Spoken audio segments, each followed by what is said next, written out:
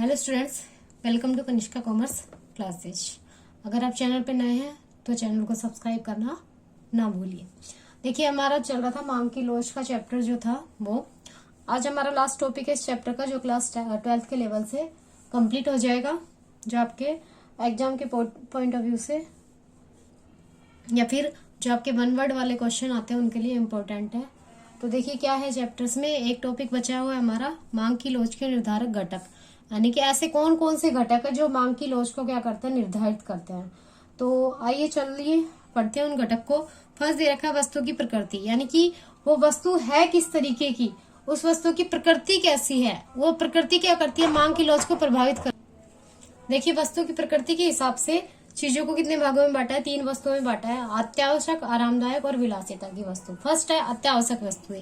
जो वस्तु हमारे लिए क्या है, दैनिक जीवन के लिए बहुत ज्यादा इंपॉर्टेंट है, यानी कि जिनके उपभोग को हम टाल नहीं सकते, वो वस्तुएं क्या होती है, अत्यावश्यक वस्तुएं। अत्यावश्यक वस्तुओं की मांग की लोच कैसी होती है, बेलोच होती है, यानी कि उनमें परिवर्तन नहीं हो सकता। तो बेलोच मांग को जैसे कि हमने पढ़ा था कि 2 मांग जो होती है आपकी, पूर्णतः बेलोचदार मांग और पूर्णतः लोचदार मांग, वो सिर्फ पढ़ने के उद्देश्य से या कैटेगरी के हिसाब से डिवाइड करने के लिए हमने लिए।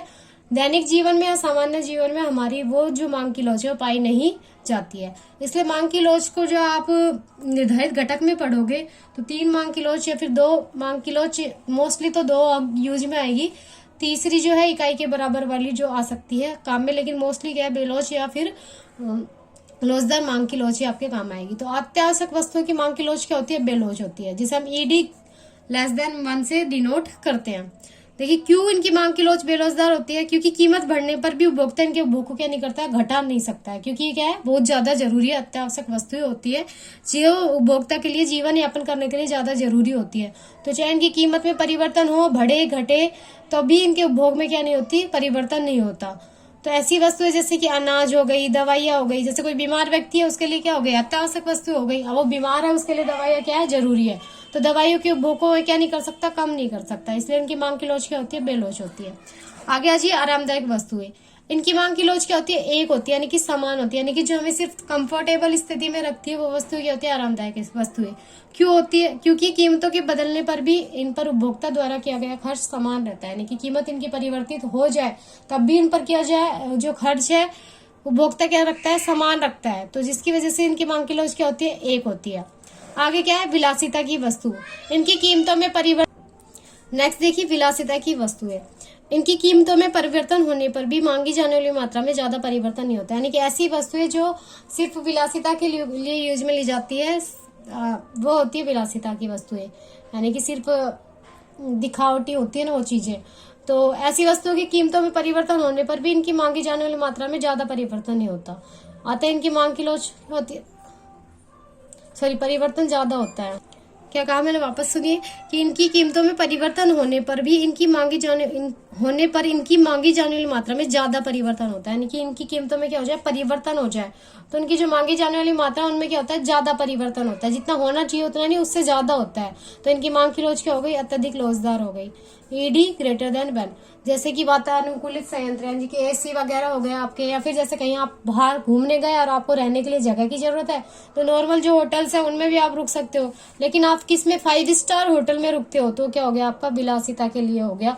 तो ऐसी वस्तुओं की मांग की लोच क्या हो गई, अधिक लोचदार होती है। आगे देखिए, सेकंड पॉइंट क्या है, प्रतिस्थापन या स्नापन वस्तुओं की उपलब्धता। तो स्नापन वस्तुएं कौन सी होती है, जिनके निकट स्नापन होते हैं, यानी कि एक वस्तु हमारे सामने हो, अगर हम उसका उपयोग ना करके दूसरी का कर सकते हैं तो क्या हो सकते हैं, स्नापन, यानी कि एक वस्तु की जगह हम दूसरी वस्तु का उपयोग कर रहे हैं, वो होती है हमारी स्नापन। तो स्नापन वस्तु निकट स्नापन जिनके उपलब्ध होते हैं उनकी मांग की लोच क्या होती है, लोचदार होती है। यानी कि मान लीजिए कोई वस्तु है, उनकी निकट स्नापन उपलब्ध है और किसी वस्तु का मूल्य बढ़ गया है, तो हम क्या करेंगे, उस वस्तु की मांग को घटाकर दूसरी वस्तु की तरफ क्या हो जाते हैं, शिफ्ट हो जाते हैं, तो उनकी मांग की लोच क्या हो गई, लोचदार हो गई। लेकिन देखिए, जिसे मान लीजिए जिसका निकट स्नापन उपलब्ध नहीं है, तो हम क्या करेंगे, हमें जबरदस्ती उसी वस्तु को क्या करना पड़ेगा, खरीदना पड़ेगा, तो ऐसी मांग की लोच क्या होती है, कम लोचदार होती है। आगे आ जाइए, थर्ड पॉइंट है वस्तुओं के विभिन्न उपयोग। ऐसी वस्तुओं की मांग क्या होती है, लोचदार होती है। एक वस्तु है जिसके क्या है, एक वस्तु के हम अलग अलग उपयोग ले सकते हैं, जैसे बिजली है, बिजली का हम पानी गर्म करने में, खाना बनाने में, लाइट्स वगैरह जलाने में, या फिर कोई भी इलेक्ट्रॉनिक सामान है उनको जलाने में काम में लेते हैं। तो देखिए आगे, ऐसी वस्तुओं की मांग क्या होती है, लोचदार होती है। अगर इन वस्तुओं की कीमतों में परिवर्तन होता है तो उपभोक्ता द्वारा उनके उपयोग में भी परिवर्तन कर लिया जाता है। जैसे मान लीजिए आपको क्या है, बिजली की दरों में क्या हो गया, वृद्धि हो गई, तो उपभोक्ता क्या करेंगे, सिर्फ बिजली को सिर्फ जलाने में, जैसे इलेक्ट्रॉनिक सामान आपके होते हैं, लाइट्स बल्ब्स वगैरह जो है उनके लिए यूज में लेंगे, ना कि पानी गर्म करने में या फिर और भी कोई यूज है उसमें। तो उनमें ना लेकर क्या है, सिर्फ काम के जो उपयोगी चीजें उनमें ही उपयोग करेंगे। तो वो क्या हो गई, वस्तु के उपयोग पर भी क्या करता है, आपकी कीमत लोच डिपेंड करती है। तो जिन वस्तुओं के अधिक उपयोग हो सकते हैं उनकी मांग की लोच क्या होती है, लोचदार होती है। आगे देखिए, उपभोक्ता के बजट में वस्तु की महत्व, यानी कि मान लीजिए कोई वस्तु क्या है, किसी व्यक्ति के लिए बहुत ज्यादा महत्वपूर्ण है या फिर किसी व्यक्ति के लिए क्या है, बहुत ज्यादा महत्वपूर्ण नहीं है, तो जो वस्तु की महत्ता है वो भी क्या करती है, मांग की लोच को निर्धारित करती है। मान लीजिए किसी वस्तु पर उपभोक्ता क्या कर रहा है, कम अनुपात में खर्च कर रहा है, जैसे माचिस है, सेप्टिक पेन है, यानी कि नॉर्मल जो छोटी छोटी चीजें हैं उन पर क्या करता है, कम खर्च करता है, तो उनकी मांग की लोच क्या हो जाएगी, कम हो जाएगी। और ऐसी वस्तुएं जिन पर बड़ा भाग खर्च करता है उनकी मांग की लोच क्या हो जाएगी, लोचदार हो जाएगी। आगे देखिए, उपभोक्ता की आदतों पर भी क्या होता है, उपभोक्ता की आदतों का भी मांग की लोच पर क्या पड़ता है, प्रभाव पड़ता है। मान लीजिए एक उपभोक्ता है जो उसका आदी हो गया, अगर आदी हो गया, उसको आदत पड़ गई है, तो उस व्यक्ति को उस चीज की बहुत ज्यादा, मतलब वो क्या करेगा, जब तक वो वस्तु उसे नहीं मिलेगी तो वो अपनी जो जरूरत है उसकी वो पूरी नहीं होगी, तो इसलिए उन्हें वो वस्तु जरूर चाहिए ही चाहिए, यानी कि उसके आदी हो चुके हैं। तो उपभोक्ता जिन वस्तु के आदी हो जाते हैं उनकी लोच क्या होती है, बेलोचदार होती है, यानी कि चाहे उनकी कीमत में कितना ही परिवर्तन आ जाए, उपभोक्ता उन वस्तुओं को खरीदेंगे ही खरीदेंगे, क्योंकि उनको क्या है, उनकी आदत पड़ चुकी है। आगे देखिए, समयावधि को दो भागों में डिवाइड करके हम क्या कर सकते हैं, मांग की लोच की घटक की को पढ़ सकते हैं। तो एक दे रखा है अल्पकाल, एक दे रखा है दीर्घकाल। अल्पकाल में मांग की लोच क्या होती है, बेलोचदार होती है, यानी कि अल्पकाल बहुत कम समयावधि होती है, जिसके कारण मांग में परिवर्तन बहुत कम, थोड़ा सा ही हो पाता है। लेकिन दीर्घकाल एक बड़ी समयावधि होती है जिसमें मांग की लोच क्या होती है, लोचदार होती है, क्योंकि दीर्घकाल में क्या कर सकते हैं हम, कई चीजें अपने आप में कई चीजों में बदलाव ला सकते हैं। तो एग्जाम में आपसे पूछा जाए कि ऐसा क्यों कि अल्पकाल में बेलोचदार मांग होती है और दीर्घकाल में लोचदार मांग होती है, तो इसका कारण क्या है, क्योंकि अल्पकाल की तुलना में दीर्घकाल में क्या होता है, समयावधि ज्यादा होती है, जिसमें उपभोक्ता क्या अपनी उपभोग की प्रवृत्ति को क्या कर सकता है, बदल सकता है, जिसकी वजह से ऐसा होता है। नेक्स्ट देखिए, उपभोग को स्थगित करना, यानी कि टालना। किसी भी चीज के यूज को हम क्या कर सकते हैं, टाल भी सकते हैं।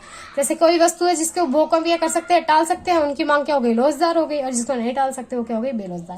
यानी कि जिसमें परिवर्तन किया जा सके उसमें तो क्या होगा, लोचदार, और जिस चीज में आप परिवर्तन नहीं कर सकते वो क्या होगी, बेलोचदार। जैसे कि आप अत्यावश्यक वस्तु उसमें परिवर्तन करोगे नहीं, तो उनकी मांग की लोच क्या होगी, बेलोचदार। लेकिन कुछ वस्तु ऐसी जिनमें आप परिवर्तन कर सकते हो तो आपकी मांग की लोच क्या हो जाएगी, उनकी बेलोचदार। तो इस तरीके से आपके एग्जाम में किस तरीके से क्वेश्चन पूछे जाते हैं जैसे कि आरामदायक वस्तु की मांग की लोच क्या होती है, तो आपका जवाब क्या होगा, इकाई के बराबर या 1।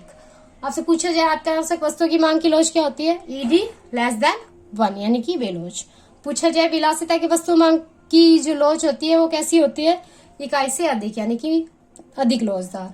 पूछा जाए जिनके निकट स्थानापन्न उपलब्ध है तो लोचदार, जिनके नहीं है तो कम लोचदार, जिनके विभिन्न उपयोग संभव है तो लोचदार। अगर महत्ता है, यानी कि किसी वस्तु पर हम कम खर्च कर रहे हैं तो मांग की लोच कम, और ज्यादा खर्च कर रहे हैं तो ज्यादा। अगर कोई उपभोक्ता उसका आदी हो गया तो उनकी मांग की लोच बेलोचदार। अगर अल्पकाल है तो बेलोचदार, दीर्घकाल है तो लोचदार। स्थगित किया जा सकता है उपभोग को तो लोचदार, और नहीं किया जा सकता तो बेलोचदार। इस तरीके से हमारा क्या है, मांग की लोच का चैप्टर खत्म होता है।